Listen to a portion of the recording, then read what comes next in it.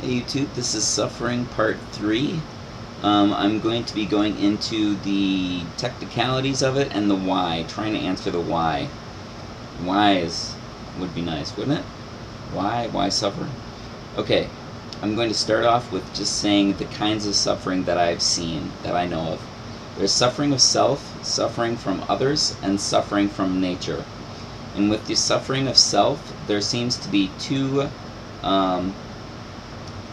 options that you bring on suffering to yourself, and that's either through your choices or through just growing and living life.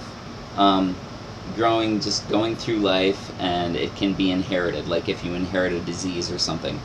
And through your choices, some of your choices may be immoral, they may just be unwise, and part of it may just be learning. I mean, if you tell a child, don't put your hand on the stove, child might put their hand on the stove just because they're learning. So some of it might be curiosity. I have a couple notes here I'm trying to make sense of them. And there can be cumulative effects of suffering. Then you have suffering from others, where someone else hurts you or does you wrong, and that can be either deliberate or, just because of miscommunication or accidental. So there's all kinds of suffering that can happen that way. Then there's suffering through nature, which can be illness, which is, something that happens because of the natural world. The way the world operates, just the way the world is, aging and human vulnerability. So when we age, as we age, we tend to deteriorate. Our bodies tend to deteriorate, sometimes our minds, our brains, and we're humanly vulnerable. You can easily get stabbed. Something can easily happen to you. If you ingest the wrong thing, it can make you sick. So those, I think, are the reasons that I've been able to come up with for suffering. The biblical explanations that I've found so far are separation from Yahweh. That's a cause of suffering. Not following Yahweh's instructions. If you do something wrong, then usually some kind of repercussion happens. Punishment and correction. Sometimes you suffer because you're being punished or corrected. And punishment, if a good parent knows this, I'm sure, punishment is meant to correct. It's meant to stop a bad behavior and start a good behavior. That's why there's punishment. That's the purpose of it. And then there's also sharing in Mashiach's suffering, or undeserved suffering. Like Job went through a lot of all he could see was undeserved suffering, and it's all most of us can see with him too. But sharing in Mashiach's suffering, I think, is highly, highly significant in numerous ways. But I think it's a huge honor to share in Mashiach's suffering, because if you think of what he went through, and he knew that it was worth it for what he would gain. So what we will gain, sometimes we can't see it, but I believe it's worth it. I think there are a couple relevant things when we're trying to determine suffering. There's a lack of all relevant info. If you take all of the info of what you know about anything, and you take all of the possible info to know, all the possible information there is to know, and you think of how much you actually know.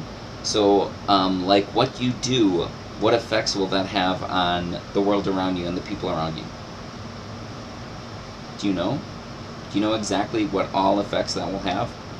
Like, for my past suffering video, I used a website's article on the Ministry of Suffering. I'm sure they had no idea that I would be doing that. And I have no idea who may benefit from it. And hopefully it won't hurt anybody, but, we don't know. I think it comes down to, a lot of things to me come down to the character of Yahweh. Is he really good or not? That's the crucial issue. Crucial issue. And then that comes down to, is there hope or not? Because if he's not good, if the all-powerful one, the one that's in control of everything, if he's not good, there is no hope. I can get into that in a little bit, but ultimately the question is why? Why is there suffering? Why is there evil? Why is there atrocities, things like that? Why are we here? I have a couple quotes that I think are significant. One is that saying "that's just the way it is like saying "because I told you to," because I told you so. It's not an answer.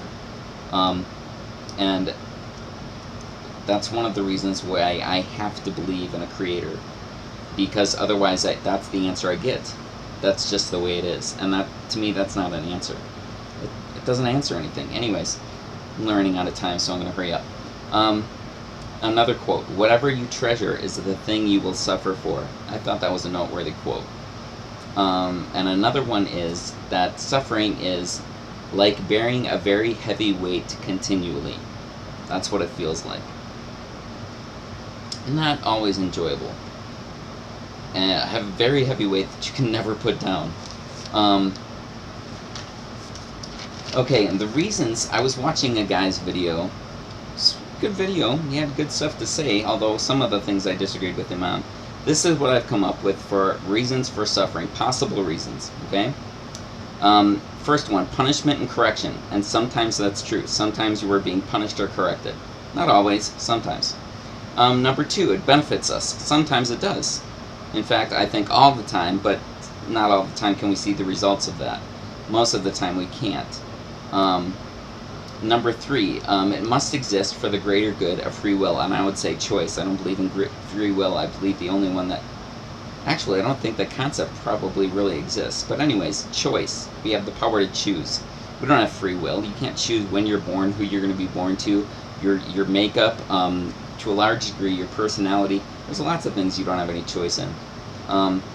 Number four, it's beyond our understanding, which I think is true. I mean, suffering is beyond anybody's understanding, unless they're just going to go with, well, that's just the way it is, which is not an answer.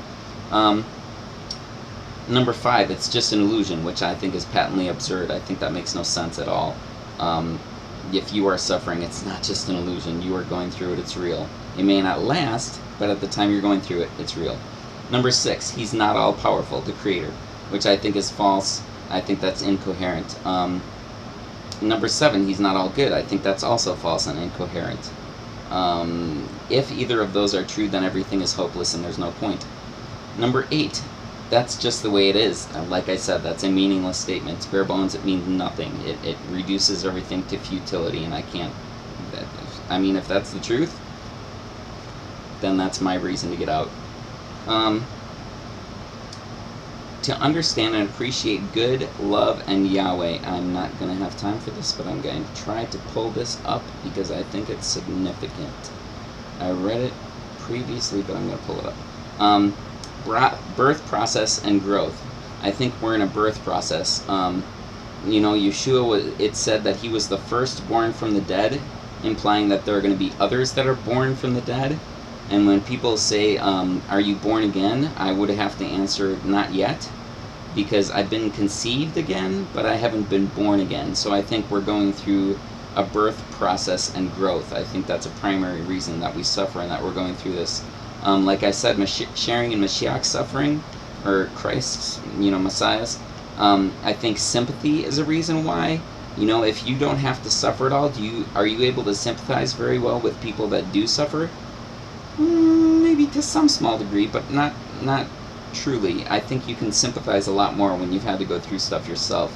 To illustrate evil, for us to know what evil and dysfunction is like, it's got to be illustrated, right?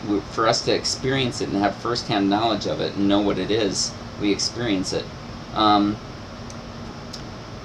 me pull this up. I'm probably running out of time. I believe that pain and evil can be a hammer or a tool molding us, and that we're here to sharpen one another. I mean, come on, if there's debates, if you've been in debates and stuff, aren't you getting sharpened? Doesn't that sharpen you up? Doesn't that happen? I think it does. Let's see. How am I doing time-wise? A little bit of time left. Okay, I'm going to go through these really quick. In my creed, I read this off. I believe that everything we go through now, including suffering and death, will be redeemed. that he has good purposes and reasons for everything he does and allows, even if it is beyond our understanding of what all of those are.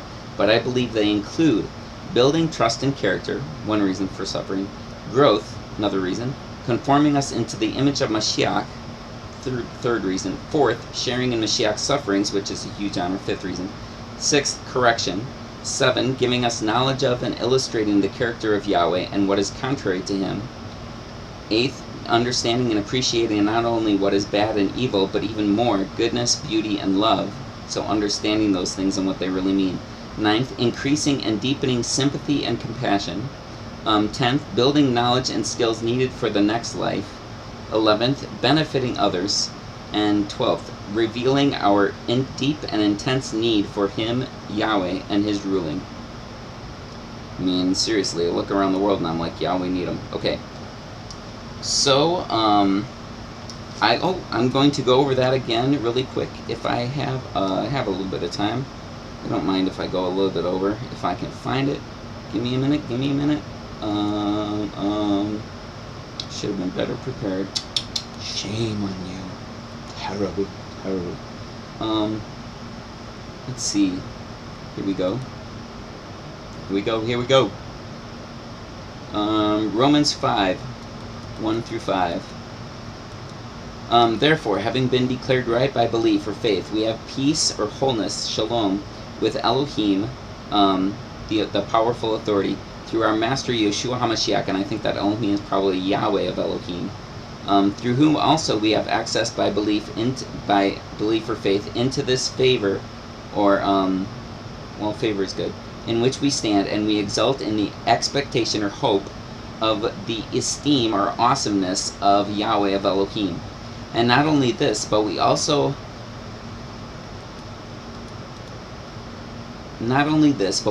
shine in crushing, squeezing pressures, knowing that those pressures produce patient endurance and hope waiting on Yahweh.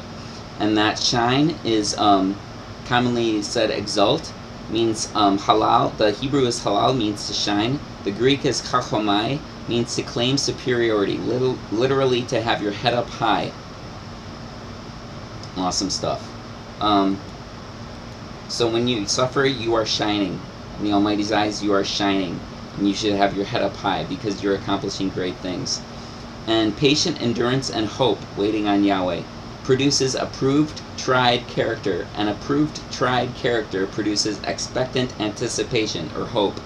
Hope that you're expecting and you're anticipating something really good. An expectant anticipation or hope doesn't disappoint, because the love of Yahweh has been poured out in our hearts by the separate breath which was given to us. That separate breath is the Holy Spirit. The holy comes from the word that means separate, and breath is like wind or breath or character is the meaning of that word. Anyways, I have to go because I'm over. Okay, Shabbat Shalom. I don't know if I'll make another one on suffering or not, but I hope this has been helpful. I'm so sorry if you're suffering. Suffering sucks. It's not fun. Not fun. Not all the time. Most of the time not. But I hope you're doing well. Contact me if you want to, if you need to. I have another video on suicide. If you're feeling suicidal, I'll probably make another one, because that's something I deal with. But if you need encouragement, I love encouraging people. If you're going to be nasty, I'll probably delete your comments. Have a good life. Thank you. Bye.